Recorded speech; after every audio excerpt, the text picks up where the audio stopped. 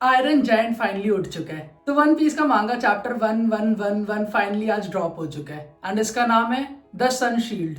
And इसका cover photo काफी ज्यादा अच्छा है क्योंकि इसके कवर फोटो में हमें पूरा स्ट्रॉ हार्ट देखने के लिए मिला था, प्लस कूमा, बॉनी और वेगापंक ये तीनों दिखे थे जो जेलीफिश के ऊपर बैठ के फ्रेंच फ्राइज खा रहे हैं। तो जैसा कि मैंने अपने स्पॉइलर वीडियो में बताया था कि कौन से एल्डर के पास सबसे ज्यादा एडवांटेज है कि वो लैबो फेस की तरफ जल्दी पहुंच पाए एंड वही जा रहा है, तो वो है मार्स। एंड ऑफ कोर्स भाई उसके पास उड़ने की पावर है, तो उससे ज्यादा एडवांटेज किसी के पास नहीं होगी इस वक्त कि वो फटाफट लैबो फेस पहुंच पाए। एंड मार्स लैबो फेस की तरफ जा ही रहा होता है, नीचे जिम्बे होता है जो जोरो की तरफ जा रहा होता है ताकि वो जोरो को फटाफट पकड़ के स्ट्रॉ हार्ट के पास ले जाए। एंड जिम्बे रियलाइज करते हैं कि भाई कुछ एनॉर्मस हाकी टाइप उसके ऊपर से गई है अभी अभी। एंड उसके बाद जिम्बे जोरो के पास पहुंचता है और कहता है कि भाई फाइट ओवर हो चुकी है, जल्दी जल्दी चलो हमारे साथ। एंड उसे ये बात तो पता ही है कि भाई जोरो कितना ज्यादा जिद्दी है, वो तब तक नहीं जाएगा जब तक उसको ये चीज कंफर्म नहीं हो जाएगी कि उसका ओपोनेंट हार चुका है। तो जब जोरो देखते हैं कि रॉब लूची अभी तक उठा हुआ है तो वो रेडी हो जाता है सेकंड राउंड के लिए, बट जिम्बे कहते हैं कि नहीं नहीं फटाफट चलो। और जिम्बे जोरो को नेक से पकड़ के खींच रहे कि भाई अभी हमें स्ट्रॉ हार्ट के पास जाना है, वो ज्यादा बड़ी प्रायोरिटी है हमारे लिए। And just to be safe जिम्बे अपना फिशमैन कराटे 5000 ब्रेकफास्ट यूज करता है रॉब लूची के ऊपर ताकि रॉब लूची उन्हें फॉलो ना कर पाए। एंड जब जिम्बे ये पावर उसके ऊपर यूज करता है तो इसके बाद भी रॉब लूची कंप्लीटली नहीं गिरा है, वो अपने घुटनों पे अभी भी बैठा हुआ है। एंड रॉब लूची 1% भी कंडीशन में नहीं है कि वो उठ के उन दोनों को चेस कर पाए। एंड जिम्बे बस जोरो को लेके भागने का ट्राई कर रहा है एंड वो जब ऊपर देखता है तो उसको दिखता ही है कि भाई मार्स अपने डेविल फ्रूट फॉर्म के अंदर है जो काफी ज्यादा डेंजरस लग रहा है। तो ये बात जिम्बे को भी समझ नहीं आ रही कि भाई ये है क्या चीज, क्योंकि उसकी हाकी भी इतनी ज्यादा स्ट्रांग है कि जिम्बे को काफी ज्यादा अनरियल लग रहा है वो। एंड जोरो और जिम्बे के एस्केप होने के बाद मार्स रॉब लूची को देखता है एंड उससे पूछता है कि यॉर्क किधर है। यॉर्क वेगापंक का एक वेरिएंट है जिसका काम है सिर्फ खाना पीना सोना हर एक वेरिएंट के लिए। तो रॉब लूची बताता है कि वो अभी भी कंट्रोल रूम के अंदर है। एंड रॉब लूची और भी इंफॉर्मेशन देता है कि अभी जैसे दो लोग भागे वो जिम्बे और जोरो थे, तो उन दोनों को रोकना बहुत जरूरी है क्योंकि वो स्ट्रॉ हार्ट के पास जा रहे हैं। एंड स्ट्रॉ हार्ट के पास 2 वेगापंक के वेरिएंट्स भी है, तो उन्हें भी रोकना काफी ज्यादा जरूरी है हमारे लिए। एंड रॉब लूची फिर ये भी बताता है कि हमारे 85 साइफर पोल एजेंट्स और 4 सेरेफाइम बेसमेंट के अंदर बंद है, तो उन्हें भी निकालना काफी ज्यादा जरूरी है हमारे लिए। और ये सारा काम करने के लिए हमारे पास सिर्फ 6 मिनट है। तो रॉब लूची की ये सारी बात सुनने के बाद मार्स काफी ज्यादा इंप्रेस होता है और यही बोलता है कि स्प्लेंडेड वर्क। एंड वो वहां से जा रहा होता है। तब रॉब लूची एक फेवर मांगता है मार्स से एंड कहता है कि मेरा एक पार्टनर काफी ज्यादा इंजर्ड है कंट्रोल रूम में, तो प्लीज उसे भी बचा पाओ।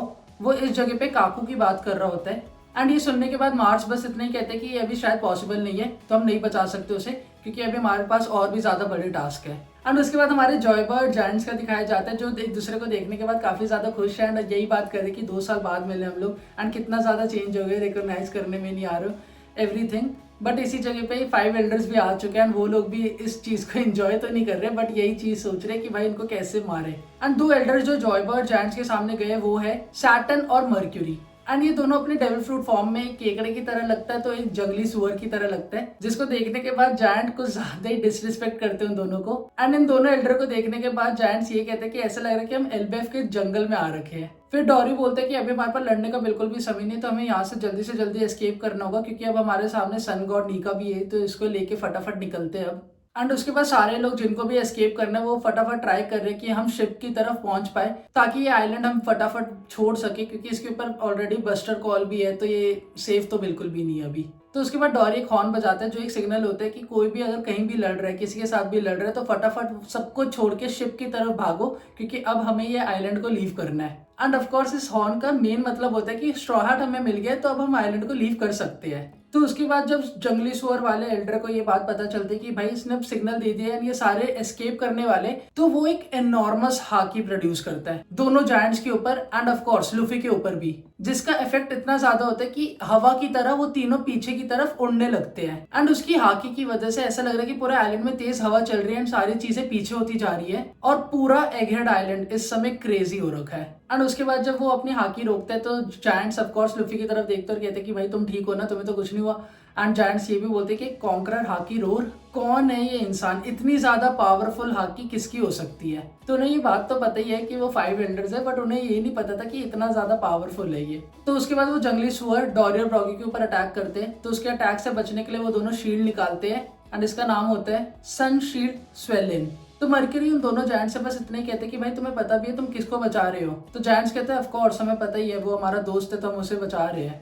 एंड जायंट्स का ये जवाब सुनने के बाद जो दूसरा एल्डर है सैटर्न, वो इतना ही कहता है कि अगर तुम इन दोनों की हेल्प कर रहे हो तो हमारे पास और कोई ऑप्शन नहीं है, बट तुम्हें भी वर्ल्ड हिस्ट्री से डिसअपियर करना पड़ेगा जैसे हम जॉय बॉय को करने वाले हैं। एंड सैटर्न अपने मुंह से वेनम फेंकता है जो काफी ज्यादा डेंजरस है। तो लूफी ये चीज जान लेता है और यही कहता है जायंट्स को कि बचो, वो वेनम है। एंड इस समय था भाई लूफी का क्रेजी मोमेंट, क्योंकि लूफी एक पेड़ को पकड़ता है एंड वो उखाड़ देता है एंड उस पेड़ से वो बेसबॉल बैट बना देता है एंड दूसरे हाथ में उसके ब्रश है ब्लैक पेंट, एंड वो उस बैट को पेंट कर देता है ब्लैक से और उसके ऊपर नंबर लिखता है 56। पर सिर्फ इतना ही नहीं, वो एक हैट भी क्रिएट करता है जिसके ऊपर 56 लिखा होता है एंड उसकी तरफ जितने भी वेनम आ रहे होते हैं सैटर्न के भेजे हुए, वो उन सबको हिट करता है और इतना ही कहता है कि have a taste of your own medicine, कि मतलब जो तुमने मेरे को भेजा है ना, वो एक बार खुद चख के देख लो कैसे लग रहा है तुम्हें। एंड वो वेनम जिधर भी गिरते हैं उधर एक्सप्लोजन हो जाता है एंड इतना एक्सप्लोजन लेने के बाद भी उन दोनों एल्डर्स को कुछ नहीं होता। तो डोरी और ब्रॉगी के पास और कोई ऑप्शन नहीं होता और वो इतना ही कहते हैं कि क्या ये इमॉर्टल है।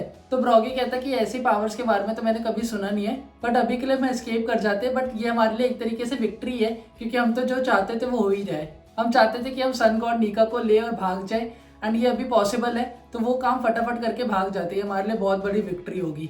एंड उसके बाद दिखाया जाता है हमें स्ट्रॉ हैट का, पर ये जोरो और जिम्बे का वेट कर रहे हैं कि ये दोनों आ जाए। तो नामी जिम्बे से कॉल करके पूछ ही लेती कि भाई कहाँ पे हो, कितना टाइम लगेगा। तो वो कहता है भाई आ रहे, रुक जाओ। तो यहाँ पे एक ट्विस्ट आता है क्योंकि शिप्स के पास जहाँ पे सारे वेट कर रहे हैं जोरो और जिम्बे का, वहाँ पे 3 मेरीन्स आ जाते हैं एंड वो इतना ही कहते हैं कि ज्वेलरी बॉनी तुम्हें जाने तो नहीं देंगे हम। एंड उसके बाद दिखाया जाता है कि मार्च लोएबोफेस पहुंच चुका है एंड वो यॉर्क के सामने है एंड उसको देख के यॉर्क काफी ज्यादा डर जाती है एंड मार्च बस इतना ही पूछते कि वो मॉनिटर किधर है जो डिस्प्ले कर रहा है सब कुछ।